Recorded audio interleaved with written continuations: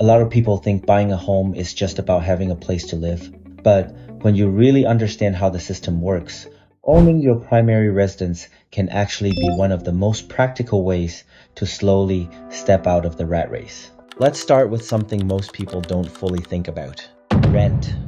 When you're paying $3,000 or $4,000 a month in rent, that money is coming from your after-tax income.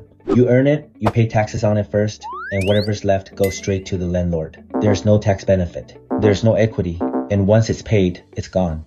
When you own a home, the picture changes. Part of your monthly payment is interest, and part of it is principal. The interest you pay on your primary residence can be tax deductible up to mortgage balances of $750,000 under current rules. That means some of the money you're already paying each month may actually help reduce your taxable income, especially if you're a higher income earner. But here's where ownership really starts to separate itself from renting: equity. Every time you make a payment, you're slowly increasing your ownership in the home. Over time, that equity becomes leverage, flexibility, and options. And this is where buying a primary home becomes more than just housing. It becomes a long-term financial tool. One of the most powerful tools is something called the primary residence capital gains exclusion. If you live in your home as your primary residence for at least 2 out of the last 5 years and you sell it, you may be able to exclude up to $250,000 of profit. If you're single, up to $500,000 of profit. If you're married filing jointly, that's tax-free gain.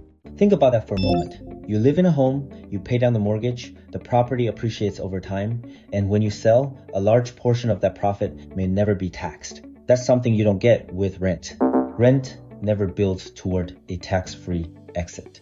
For many people, this is one of the most realistic ways to break out of the paycheck-to-paycheck cycle. Not overnight, not with speculation, but gradually, by letting time, ownership, and tax rules work in your favor.